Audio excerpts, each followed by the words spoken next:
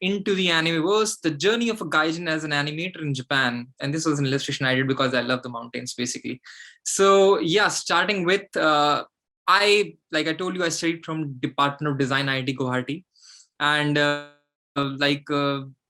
back then when I was studying there was in a batch of like 400, like 60 designers, and like throughout the department there were like 300 to 400 people. I think me, Dr. Day, and one or two more people were there who were actually associated with animation and comics. So it was like a very out of like 10,000 people, we were like mostly 10 people who could count on hands who were actually able to discuss such thoughts and such ideas. So I was a part of AR lab over there. It was animation research lab that Dr. Charu Monga, who was my mentor at that time and who's currently a professor at IIT Delhi, this Department of Design. So she was my mentor.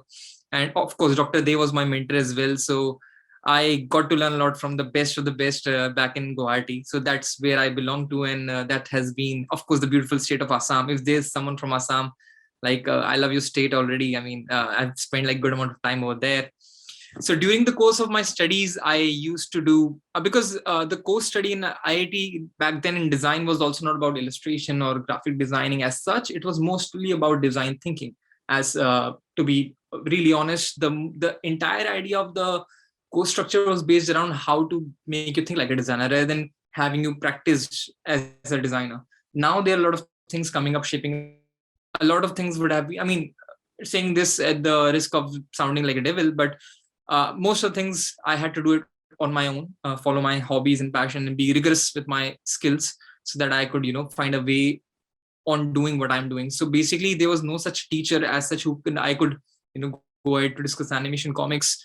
But yeah, there were mentors who were here and there associated with it. So I got a good pass around that.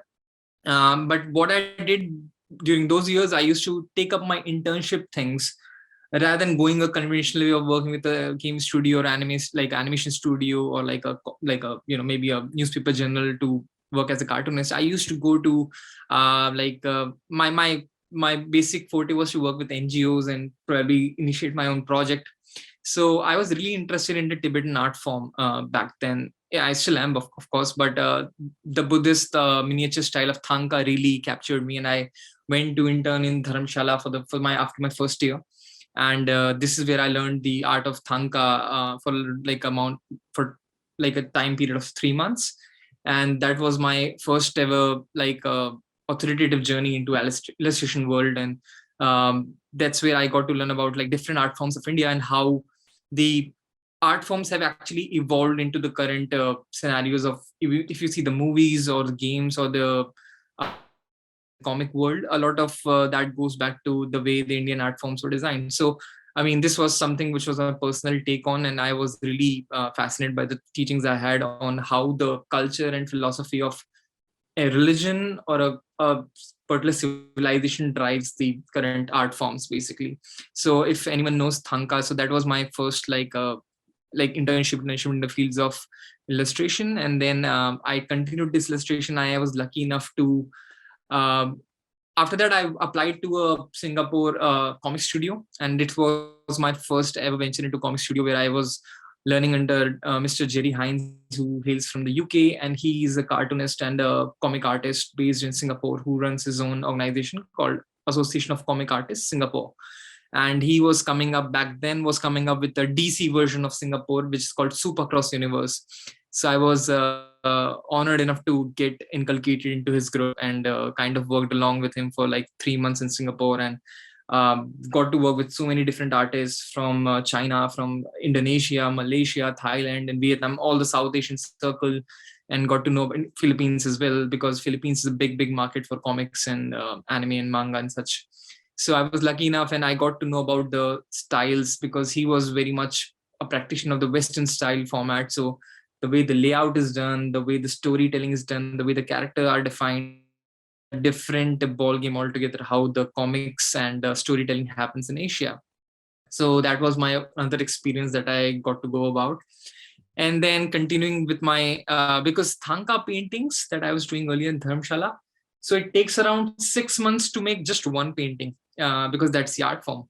And you have to paint them on a, you have to paint them on an actual cloth, and I used to live in a monastery kind of environment where my teacher was a monk and my surrounding students were a monk, because Thangka is an art form which is practiced by the monks in throughout the world, because that's their way of life. That's how they live, with the idea of meditation. So I went to Tibet, in the Khampa region of China. And there was a place called Lijiang, and next to that was Shangri-La. I got into a monastic environment over there.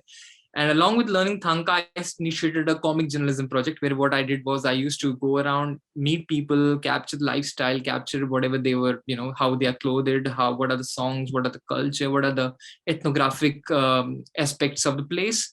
That was pretty much of my, because they also required me, they were paying for my, providing me with the accommodation and food for free. So because that was also an NGO. So they asked me like, can you please do something for us? So I thought, why not do a comic journalism project for them? Because not entirely a comic journalism, but it was a mix of like a visual journalism for them at that time. Being in China, and I had to do it along with in the mark of the government. So I couldn't actually come up with the comics because I was also politically forced not to, because we had to present it to the government as well. Okay, there's this guy coming from India. Like, okay, why India? So it's because he's working on something. And yeah, so I had to answer a lot of questions back to the Chinese government back then, and why what I'm doing over there.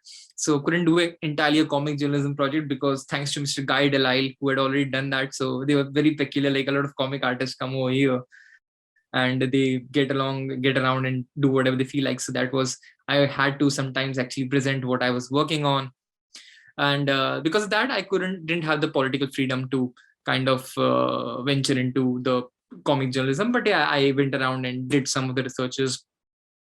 And then when I came back, I also soon after China, I went to like South Korea for a stint of 8 months. I applied for the next semester exchange. This was because I didn't want to sit in the placements and work for Flipkart or Amazon. I'm sorry. I mean, just being honest, because I just couldn't be like that. So I decided, like, let's just go somewhere else and even study more of the visual communication design. So I went to South Korea for a period of 8 months in 2015, soon after Singapore and China. And then I was accepted at Yungnam University as an exchange student. And there I studied some aspects of visual communication design and how basically the South Korean art form was also, kind of impacting their current, the back in times, how their art form is involved from culturally, from taking input from China, from Japan, from Mongolia as such. So because a lot of animations, comics, movies, or whatever you call it, even the games that you see have evolved from the medieval times and how their practice have run throughout. So basically my agenda was not to study the art form just like as contemporary as it is, but to see the structurized way of how it has evolved all this time. So that was, and of course, I don't know why, for some strange reason, I love Eastern arts, and I have only been to the East as of now, be it Tibet, be it Singapore, be it South Korea. Now I've been working in Japan for the last 4 years. So in a way, and even my thesis project, the image that you see is from basically a project that I did in Nagaland. This was my thesis project. I was actually doing an ethnographic research on the tribe of Nagaland called Angami tribe. That's like one of the one of the primary tribes out of 37 tribes in Nagaland. And I really was very much intrigued by their visual forms of lifestyle and their paraphernalia and all the other things. And I was like, why not to bring it into a visual form and like, probably make like a presentation that this could be come out in graphic novel, or it could come out in animation form. So my entire research of the pre-production was mostly about the idea of how ethnography in India could be really taken into and be pioneered into its own style of culture in a way. So yeah, this was the title of my thesis was called Zutho. And I actually had to go because the idea of this project was also because the Angami tribes make a rice beer in Nagaland. And being a beer connoisseur, I really wanted to kind of document it in any form. But the thing is that people, even the Angami tribe people or the Nagamese people, even look down upon the makers of Zutho. So the basic idea was because to a lot of families, this was the source of earning, and this was actually the only means for them to survive. And even if it's looked down upon, they had to sell it in secret. They had to kind of go about and have their own particular place. They couldn't be open in the society, and they have to pretend and kind of do long hours, probably do some farming at night at times, and do some fermenting in the secrets because the smell, the odor is so strong. So there are a lot of different regions that were revolving around this idea, and then basically the whole idea of Zootho was looked down upon. So I actually went and researched my own way, went to a particular family, and then had to go door to door to do some research. And then kind of, I got to know a family. These were some of the pictures when I was researching and documenting Nagaland as such along. And then there were kids around, would love to hang around me. I would go on plein air. I would just sketch whatever I'd see, and people would just like, oh my God, there's someone. Because even as an Indian, I was still a foreigner to them. So they were like, oh, where's this guy from? And this and that. So it was a little bit of good interaction with the all different tribal people over there. We call it Minzoku in Japan, like the tribal people. So yeah, I did some visual research over there as well, and definitely had it in a contextual of a visual form, not just like a thinking of it as a just like semantically trying to get the the culture of Nagaland into my own visual style, basically. So this was one of the projects, my thesis that I did in IIT Guwahati. And like some of the storyboardings that you could see on the left was also about if I see what was the family of how and what's in like if it would be made into an animated movie or something.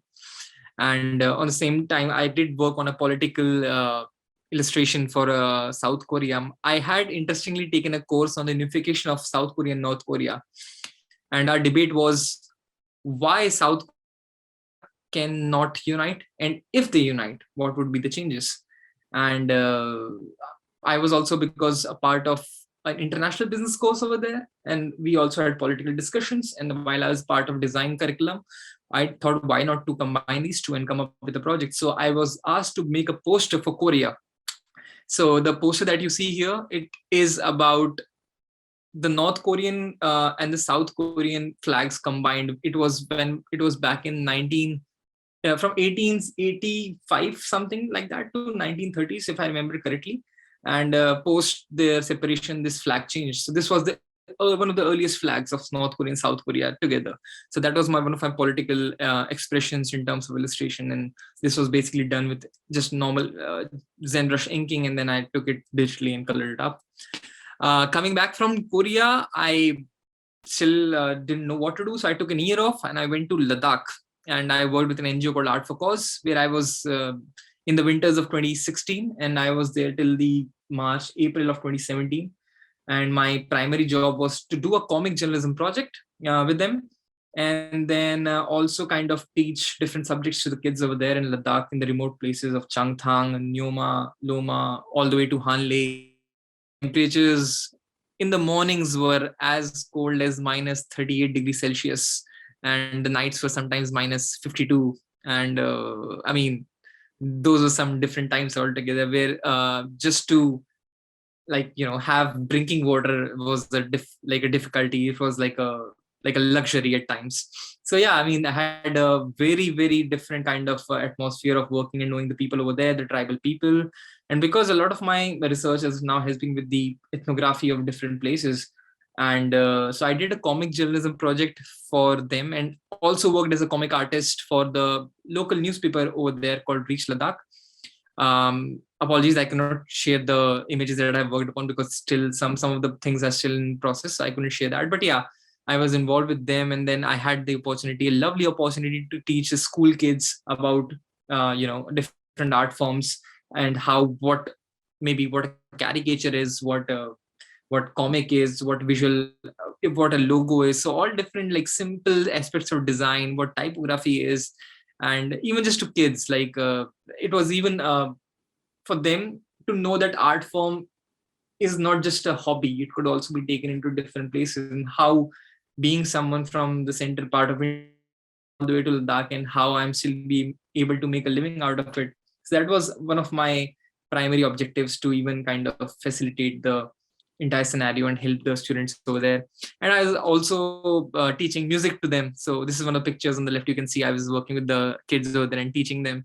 This was actually the kids told me they never ever had, they even didn't know that one can have a like a music class. So that was like first kind of a scenario when I told them, okay, so music has beats, it has this, it has that, those forms. And on the right, I was teaching mathematics over to them, algebra and trigonometry.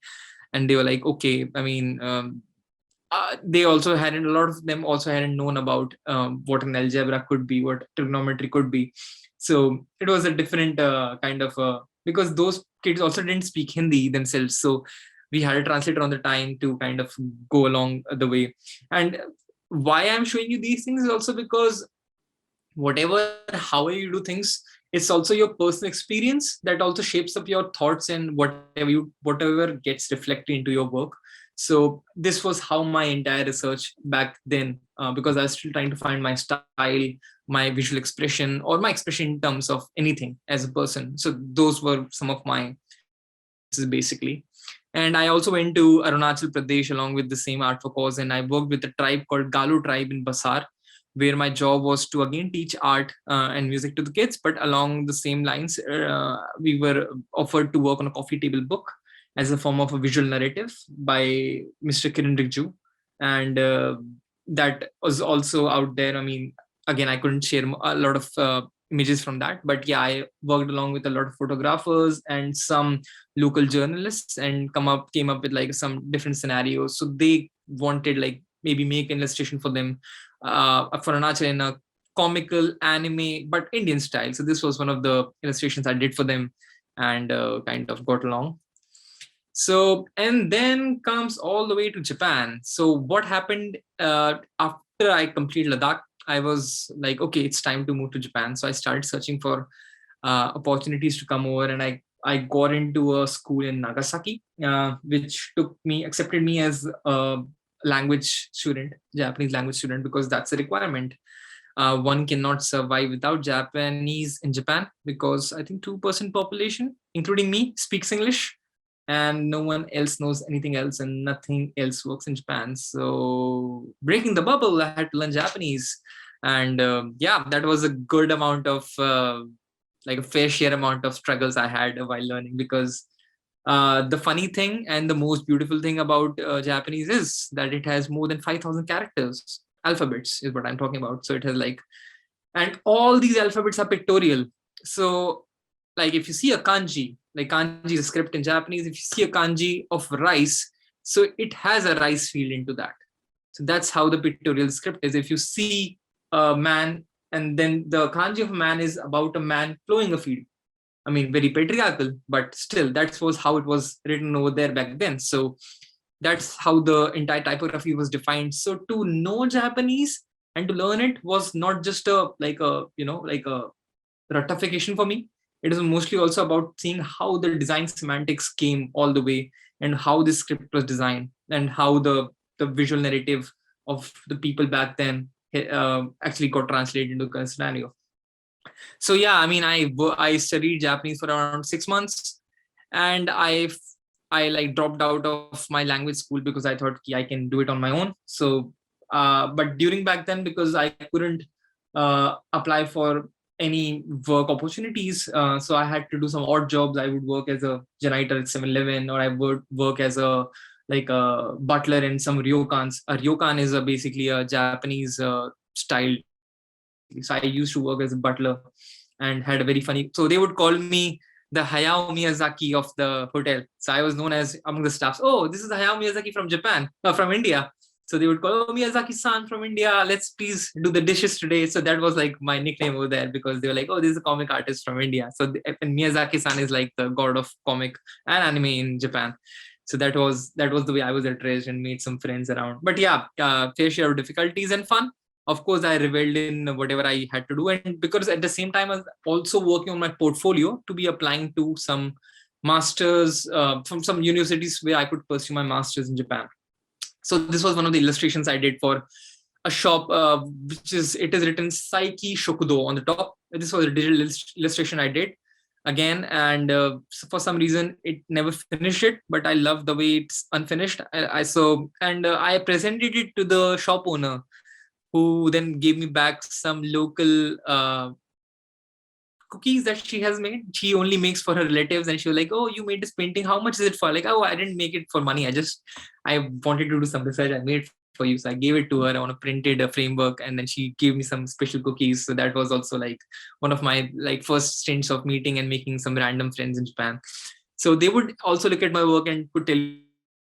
Your characters are not just Japanese. They have a sense of difference in terms of how they look.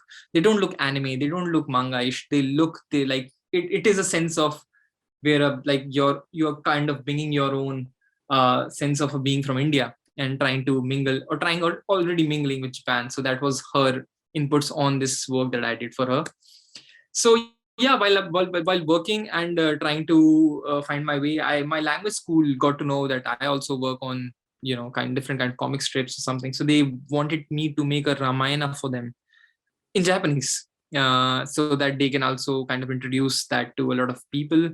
And I had like a time span of around 3 to 4 days to complete the comic strip of around 20 pages, fully colored and fully completed, because there was a delegation coming over, so I didn't have time, and I just did all the roughs. I looked at the Ramayana movie.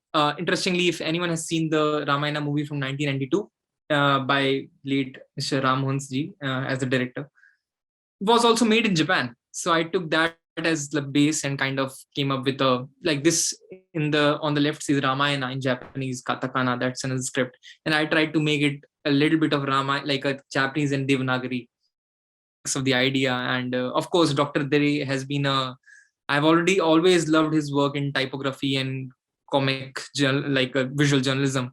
So basically, I also researched some of his work of what he used to do back in Guwahati, and I also took some inspiration of how design semantics would be placed over. So yeah, this was one of the projects I did again for Japanese, of trying to make um, the Indian story of Ramayana in a manga format.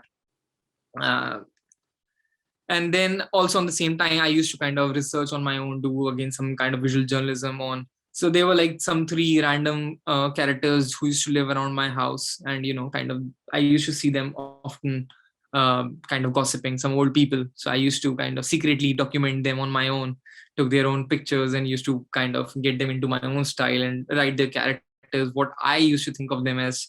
And so this was the house where I would see one of the workers working, and I was just kind of define them talking and doing things here and there. So these were like some of the personal explorations I also did while being in Japan before applying to the masters for the universities over there. But when I actually developed all of this and showed my portfolio to the universities in a fair, they said, "Oh, you don't need to do a master's. You speak Japanese, you already are in the field of your art, so just don't waste your money here."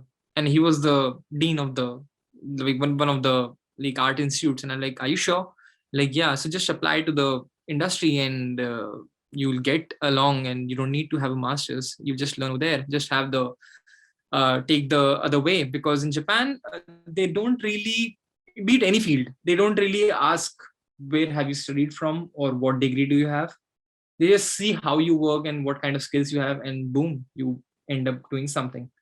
So it doesn't matter if you're from Harvard or IIT or from any other school. It doesn't matter to them. It's just that how good you are, and that's how what they look at. So I just applied to around 170 studios in my broken Japanese, business Japanese, and which I'm still very much ashamed of back then, because now when I look back at the mails that I had written, I'm like, oh my god, I was pathetic in writing the mails. So yeah, I used to write the mails, and then I applied to like 170 anime studios, out of which 140. The best thing about Japanese studios is that they tell you that, okay, we are not accepting you. So they reply with the positive no, and that was like, okay, at least there's a no. So I got accepted only three of them, basically, and they asked me to come over for an interview, because they would hire you before letting you work for them for a week or so. So all the three anime studios invited me over to Tokyo, because I was in Nagasaki. So I had to kind of make some arrangements on my own, have some savings, and go to Tokyo all the way, and kind of take all this that I had, my portfolio, my different kind of experiences, and what all stints I had in China, Singapore, and Korea, and how me as an Indian, and what kind of art style I've seen till now, and how I'll kind of getting along, because they also wanted, I was the only foreigner in all the 3 studios basically. So they had never have had any foreigner applied to them. So first of all, they were like, the first, like they weren't interested into seeing my artwork first. They were like, how did you end up in Japan? Like, we have never ever even met a foreigner who is trying to make a living as an animator in Japan. So they were quite keen, like, oh my God. So like people are there who are really wanting to, also they do not know. The thing about Japanese is that they are so insular that they don't know what the others think of Japan. Like, oh, anime is so famous that people in India also watch it. Oh, Death Note is also so famous. Oh, Ghibli is that famous. Okay, we didn't know that. I mean, like, of course it's famous in Japan, but they are so insular that they scare like what others think of them. So they're very much like, oh, we are Japanese, we'll consume it in Japan. So yeah, I mean, I got accepted by 3 so I used to apply for like around 6 months, and I got like acceptance in 2018 March. So I dropped out of my language school and I came to Tokyo and gave the job interviews. I got selected in all 3 of them, luckily. But the only one of them could provide me with the visa. The others had never actually hired a foreigner ever before, so they just did not know the protocol. And to actually hire me, they had to get in touch with their own lawyer and kind of know of what and how's. But the studio that accepted me was Studio 7, and they knew it because they had hired Chinese people and Koreans before. So I was the first ever English speaking foreigner they ever had. So they were also pretty much excited.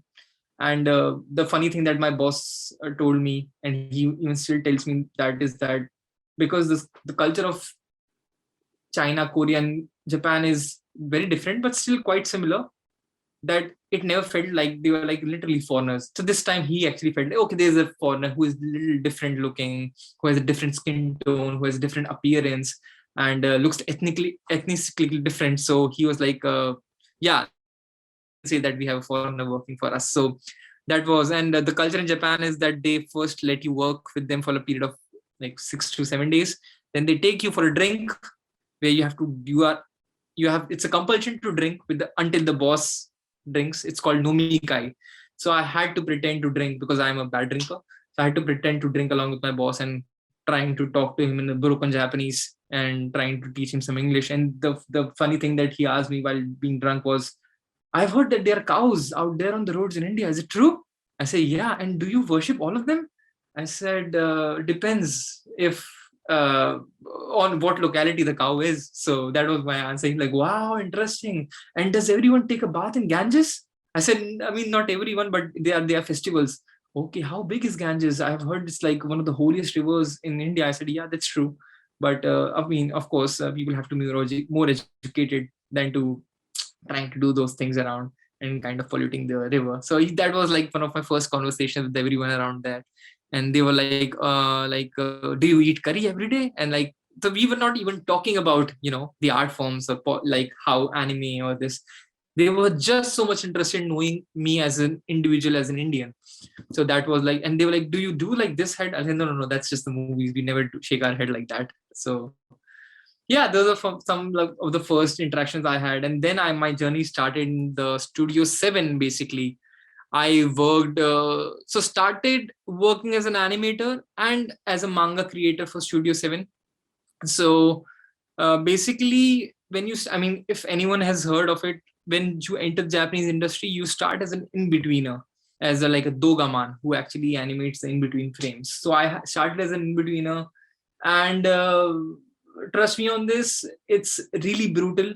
It's really unrealistic to live as an animator in Japan, because it is one of the lowest paid jobs in Japan. I was making more money as a janitor in 7-Eleven than I was making when I was working as an animator in Tokyo. So there were months I wouldn't be able to meet my rental needs, and I used to survive on 100 yen cup noodles 2 times a day. And I mean, that was like my thought process back then, just animate, because I used to get pay of like 200 yen per sheet. So it's like sitting in a mall in India and you get like 100 rupees a caricature, like if anyone has seen. So it would take almost 30 to 40 minutes to make one draft as a draftman, as a doga man. And then I would get like 200 yen. Oh, so that was like, okay, so if you do 10 drawings a day. So you'd earn like 2000 yen. That is like 1200 rupees in India. That is pretty good in for India, but for Japanese terms, like your rent itself costs like 2000 yen a day. So I was just hardly being able to meet my rental requirements a day. So yeah, and I used to live in a very small space where I just had a bed and just had like a shared bathroom, and I just had another maybe a table.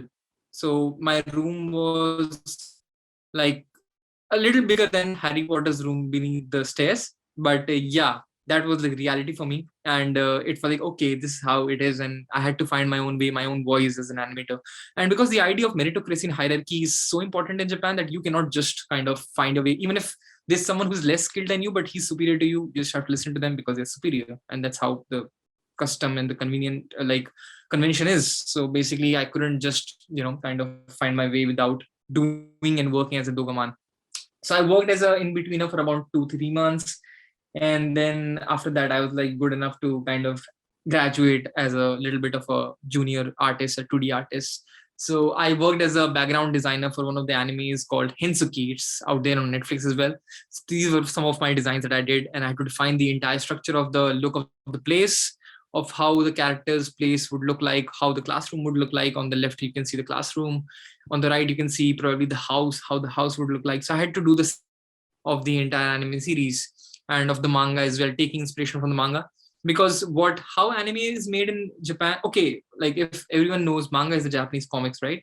So how anime is a Japanese animation is made is basically they actually take the mangas, have the copyright from the mangaka and the distribution company, and translate into Japanese anime.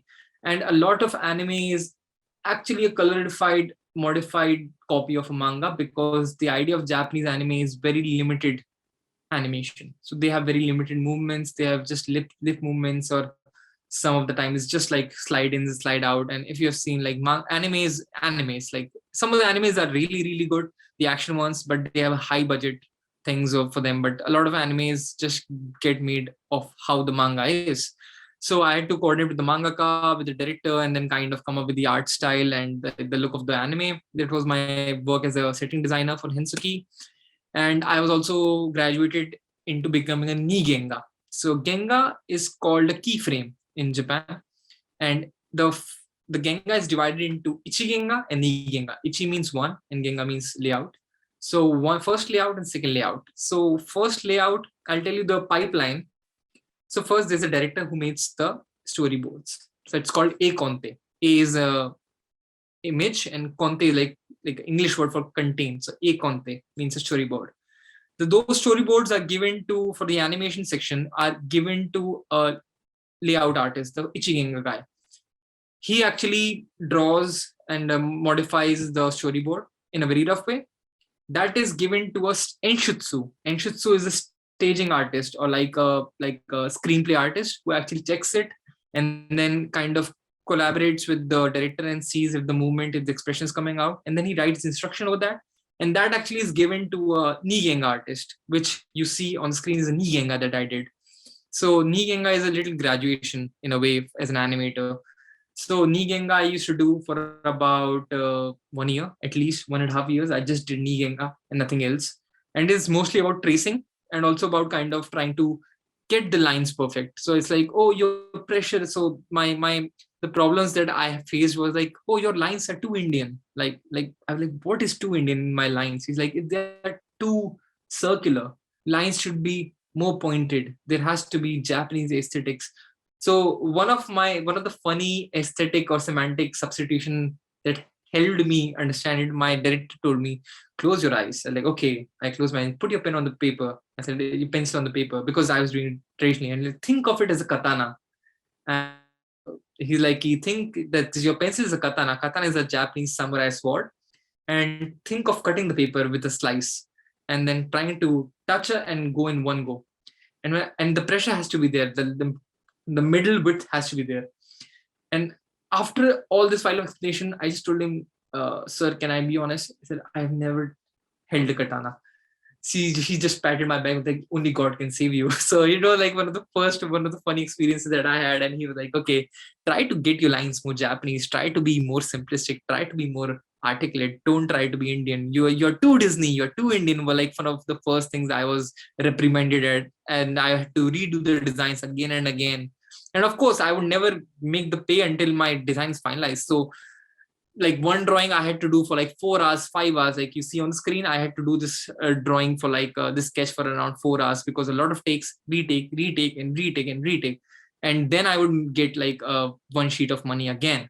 So the first couple of times for me, the starting period was very difficult because I was trying to know the culture and still trying to kind of mingle and set up as a foreigner in Japan, and still struggling with the language. I still struggle with 5,000 characters.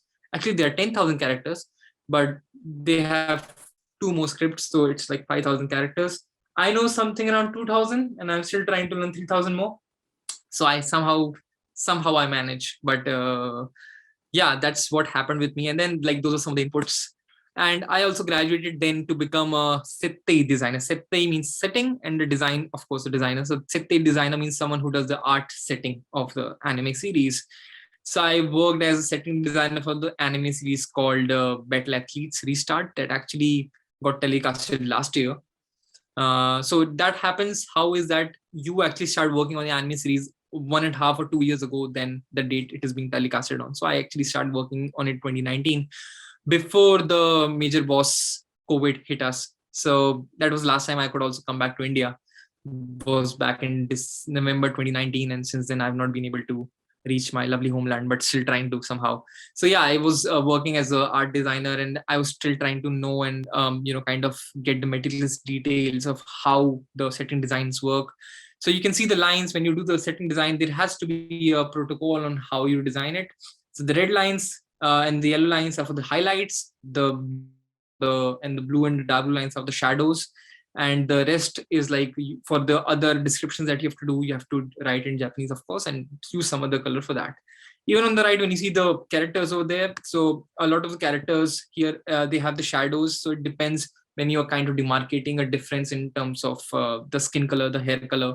So you have to kind of define in the pre-production stage, you have to use different colors for that. And that's like how the protocol is. It's not a like a rule, but conventionally it is done so. So I had to kind of learn that as well. So the thing is, when you also work as an animator, they're like, it's not how good or bad, or like even if as a mangaka, how good or bad you are. They're like, we will train you definitely. Don't worry about that. But you have to train yourself in terms of being so managed. That's what they want out of you. You cannot try to change the rules. It's like you cannot be Indian, you cannot be Disney, you have to be Japanese when you are trying to start with. So that was my one of the first things that I was having struggles with. Also, because if anyone knows, the mangas are a different format. The mangas are from right to left. Comics are from left to right. The mangas are read from right to left. They are read from top to bottom. So that was like the one of the first things that you have to kind of find your way through that. So even for anyone who's trying to, because I've not been into manga throughout my whole life. So starting late, it took me some time to absorb and feel how the energy is, because our eyes are conventionally trained as an Indian to go from left to right, but then the continuity as per the Gestalt law, I had to go from right to left. So that was one of my first, I would say, like cultural shock. Like, okay, now let's kind of find my way here and kind of get along. And similarly, I got to work on. Slowly graduated as a Ichigenga guy after 2-3 years in time. So it took me like 3 years to 3.5 years to become a. I just started on Ichigenga last year, and these are some of the Ichigen pieces that I finished from different animes. If anyone has seen Eden Zero, it's a pretty famous anime I hadn't known. So one funny thing is about me: I make anime, but I don't watch anime. I make manga, but I don't read manga, because it's like working in McDonald's. Like you work in McDonald's, you see so many burgers that you don't want to eat burgers. So similarly, I make anime, but I don't watch anime. So I've never seen any of the works I've done, and I don't know if that would change, but perhaps in the future. And yeah, and like one of the another, if anyone is a fan of JoJo, I have been working on JoJo's Bizarre Adventures, the new season, which is out on 1st December Kigo! this week. Yeah, so Yeah. If anyone giving a shout out, so I worked on JoJo on like maybe 12 episodes as of now, and furthermore, so as a first Genga guy, and so what the funny thing was when I told my friends I'm working on JoJo, like, dude, you're working, and I've also worked on Yu-Gi-Oh. I mean, the previous one I've showed was Yu-Gi-Oh. I didn't know these were famous. I've never seen Yu-Gi-Oh and JoJo, and I'm also working for one of the famous series now. Just flexing, but I don't know and never watched myself. It's called from Mappa. It's called Vinland Saga. So I didn't know these were famous animes, and people were like, dude, are you stupid or what? I said, why? Like, these are so famous animes. You should be proud of yourself. I'm like, okay. I mean, I didn't know these were famous. Like, so JoJo is quite famous. And the best thing I loved as working as a foreigner, like the characters don't look Japanese. And I was like so thrilled to work on the anime for this is because I could just be myself. And the director was like, oh, you're Indian. I said, yeah. Oh, just be Indian. Like, don't worry about being Japanese. Like, do whatever you feel like in terms of. And the way that the characters are so lively with this anime series is that you cannot make out the gender if they are male or female. And I mean, it actually really hits out on the like the gender the gender bias out there is, and the designer of this is also it was also very much about the fashion sense of trying to get the fashion idea into the series. So we had like amazingly like bizarre conversations with the designer, with the character designer, how and what they want with the Inshitsu, and very very funny conversations and very intriguing thought process of how and what nots of designing while doing the Ichigenga. So that was one of my first big how do you put it, break of working with the like big anime studios. And I also got to work on the latest Ghibli movie, which is about to come in 2 years, but I humbly refused because they wanted me to work as a dogaman, and I was like, sir, I've already graduated as an Ichigenga guy. And even though I would love to want to work as a dogaman, it's still that I would not be working with Miyazaki-san or anyone of that. It's just a pipeline. So just for the sake of the name, I wouldn't want to just be okay because I've worked in Ghibli just to have the bragging rights. I didn't want to have that, and I was like, oh, because even wherever you work, it's not about, because Japan is the mecca of anime itself. Whichever studio you go, you just learn a lot. So it doesn't matter if you're working in Ghibli or if you're working in IG. It's just that whichever studio you're working, you are just learning a lot. So I was like pretty happy in doing whatever I'm doing, and I was working under Itsuki Imazaki-san, who is still my director as of now in the current studio, and he's a big name in Japan itself. If anyone has seen SWAT Cats, he directed a lot of the opening sequence of SWAT Cats, which Mr. Dr. Day, if you have seen back in 90s, the SWAT Cats opening sequence would come. So he has the Yes, one designed it. yes. So yeah, so I was already very much like, oh, I already have my Miyazaki-san at my studio. It's Mr. Imazaki-san, so I don't need to work for Ghibli. So yeah, I mean,